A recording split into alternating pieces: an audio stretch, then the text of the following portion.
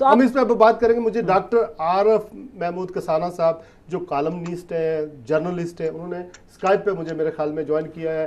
अस्सलाम वालेकुम सर। जी वालेकुम अस्सलाम जी। वेलकम जी to the show. Aarif Kasana sahab, ये फरमाइएगा कि येट अगेन वी विटनेस एक बहुत बड़ा हमला हो गया स्टॉकहोम में। इसकी कुछ तफसीलात जो है वो पहले से हमें मालूम है। ये 39 ईयर ओल्ड आदमी था। इसने आज की खबरें ये हैं कि उसने इकरार जुर्म कर लिया। इसके बारे में कुछ बताइएगा कि इसने किस तरह जो है वो ट्रक जो है वो बेगुनाह अफराद पर चढ़ाया और बहुत सारे लोग जो है वो जान बाग भी हो गए, बहुत सारे जख्मी भी हुए। उसके बाद जो रद्द अमल हुआ आया वो किस तरह का था और इसके मकासद या मोटिव क्या थे?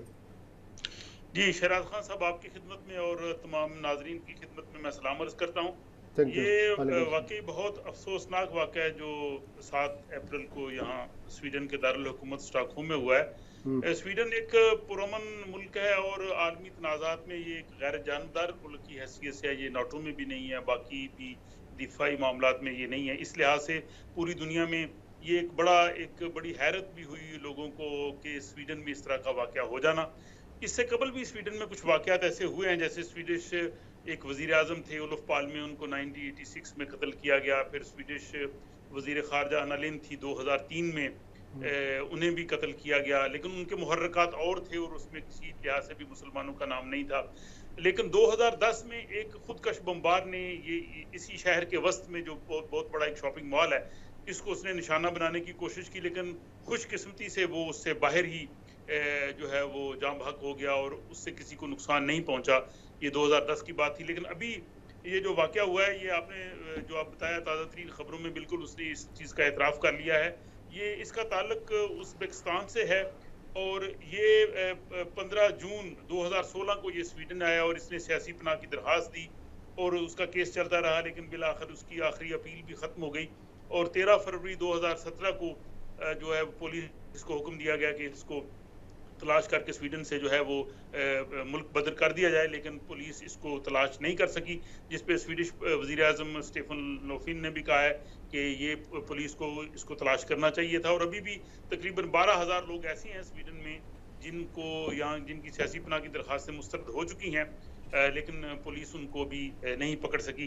तो इस शख्स ने ये जो शहर के वस्त में जहाँ पे सबसे ज़्यादा लोगों का रश होता है और एक बहुत बड़ा शॉपिंग मॉल है जहाँ पे एक स्टोर है जिसके अंदर लोग ख़रीदारी के लिए जमा होते हैं, इसने करीब ही एक ट्रक था जो किसी जगह पे वो खाने पीने की अशिया की देने के लिए आया था, इसने उसको वहाँ से चलाया और ला के इसने उसको हिट कर दिया और जिसमें 4 लोग जान बहक हुए, जिसमें एक बरतानिया का शहरी भी था और एक बेल्जियम की खातून भी थी।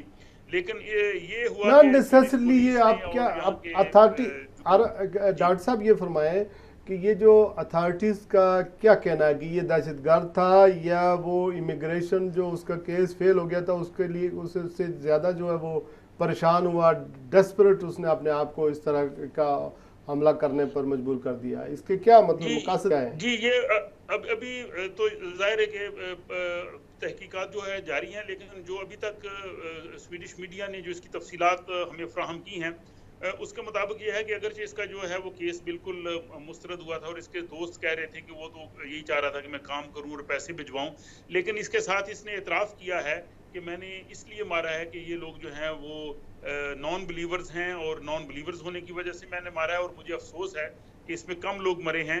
और मुझे जो IS जो है सीरिया में, वहाँ से मुझे हदायत मिली थी और पुलिस को उसकी फेसबुक से 2 वीडियोस भी उसने जो अपलोड की हुई थी दाइश की, वो भी उसकी फेसबुक से मिली हैं। तो इसमें कोई शक नहीं है कि ये सिर्फ उसने इस वजह से नहीं किया कि उसका, मेरा ज़ाती अंदाज़ा ये अब तक जो तफसीलात आई हैं कि उसका केस ख़त्म हुआ था, वो भी शायद को मुहर्रक हो, लेकिन इतने बड़े वजह से कोई आदमी ने किसी ने पहले इस तरह का वाक़या नहीं किया। उसके बिल्कुल ताने बाने अभी इस तनाज़र में कोई और गिरफ्तारियां भी हुई हैं या उसी पे फोकस किया? जी 1-2 और गिरफ्तारियां भी हुई हैं। कुछ लोगों को पुलिस ने इब्तदाई तौर पे उनसे पूछताछ के लिए उनको पकड़ा लेकिन छोड़ दिया और इसके बाद अभी वो बहुत सी तफसीलात को मंजर आम पे नहीं ला भी रहे, लेकिन ये पुलिस ने बहुत ही सूरत से काम किया। 1 घंटे के बाद इसकी तस्वीर मीडिया में जारी कर दी गई और 6 घंटे के बाद पुलिस ने इसको शहर के निवासी एक इलाके से गिरफ्तार कर लिया, जिसकी वजह से लोगों का जो है वो पुलिस पे, यहाँ के इदारों पे बहुत एतमाद बढ़ा है। और उस जगह पे 3 पुलिस की गाड़ियां फूलों से लदी हुई हैं, लोगों की इतनी पुलिस से जो वो मोहब्बत कर रहे हैं। और ये वाकया 14 बज के इतनी कर रही है जितनी पंजाब पुलिस से पाकिस्तान की आवाम करती है। जी मैं यहाँ की बात करता जाता हूँ तो समझने वाले लोग तनाजुर कर लेंगे कि देखिए शिराज साहब, 1453 पे ये वाकया हुआ है। 3 मिनट के अंदर पुलिस वहां पे पहुंची है और 7 मिनट के अंदर जो एंटी टेररिस्ट फोर्स है वो पहुंच गई। यानी इस कदर सूरत से उन्होंने किया। 1 घंटे में उन्होंने उसकी तस्वीरें जारी कर दी और अपोजिशन ने भी कोई पॉइंट स्कोरिंग की बात नहीं की। प्राइम मिनिस्टर फौरी तौर पे पहुंच गए। यहाँ के बादशाह ब्राजील दौरे पे गए थे, उन्होंने ब्राजील का दौरा मंसूख किया, वो आ गए। और लोगों ने भी बहुत, ये सोशल मीडिया में और जो लोकल मीडिया है इसमें ना जख्मियों की तस्वीरें आई हैं, ना पाकिस्तानी मीडिया की तरह उन्होंने जख्मियों से या जाम बहक होने वालों से पूछा जी आपके तासरात क्या हैं, जिस तरह से हमारा मीडिया करता है। हमारे मीडिया को भी ये केस सामने देखना चाहिए। यहाँ पाकिस्तानी जो सफीर तारिक ज़मीर साहब, उन्होंने भी इस चीज की बड़ी तारीफ की कि हमारे सुना है उनके बारे में भी सबक सीखना चाहिए। सुना है हमारे पाकिस्तानी सफारत खाने के बारे में भी कुछ हमारे पाकिस्तानी मीडिया में कुछ बेपरकी उड़ाई होंगी, गलत ये बिल्कुल, मैं इसी चीज पे बड़ा हैरान हूँ। हमारे मीडिया में एक बहुत बड़ा हमारा जो मीडिया चैनल है उन्होंने मुझे फोन किया कि और पूछा कि जनाब इस तरह से वाकया हुआ है। तो मैंने कहा जी इस तरह क्या पूछा उन्होंने, क्या पूछा आरफ साहब, क्या पूछ रहे थे? उन्होंने कहा जी कि हमें इतलात है कि स्वीडन में जो पाकिस्तानी सफारत खाना है इस पे रेड किया गया है और पुलिस जो है वो कुछ वहाँ पूछगिछ कर रही है या इस तरह की कुछ चीजें ले रही है। तो मैंने कहा जी मेरी इतला नहीं है। मैंने इमीडिएटली जो पाकिस्तान के सफीर है मोहतरम तारिक ज़मीर साहब, उनसे रब्ता किया और उन्होंने बताया कि ऐसी बिल्कुल ये लगव बात है, ऐसी कोई चीज नहीं हुई। हमारा छुट्टी का दिन था। चलो उस चैनल ने कम अज कम अपनी रेटिंग तो बढ़ाई।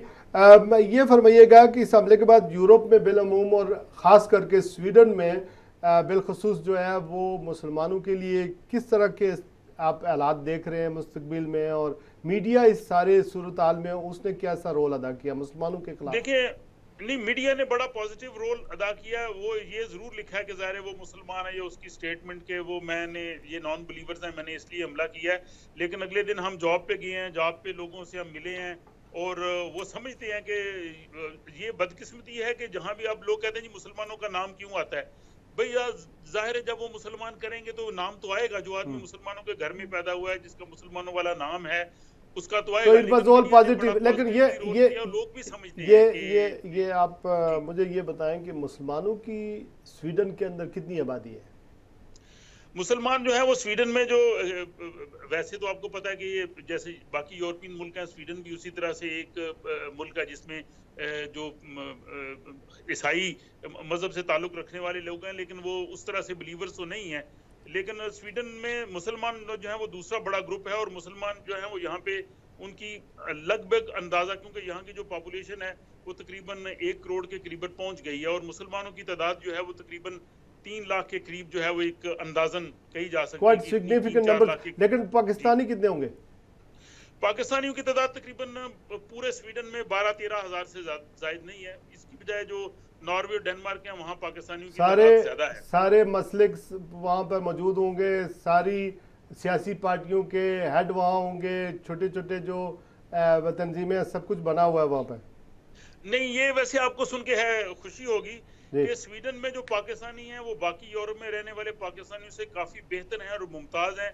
बहुत शुक्रिया, बहुत शुक्रिया डॉक्टर जी, डॉक्टर आरफ खजाना साहब। हम आपको लाइव भी दिखाना चाह रहे थे लेकिन मेरे ख्याल में आपकी वीडियो ऑन नहीं थी या ये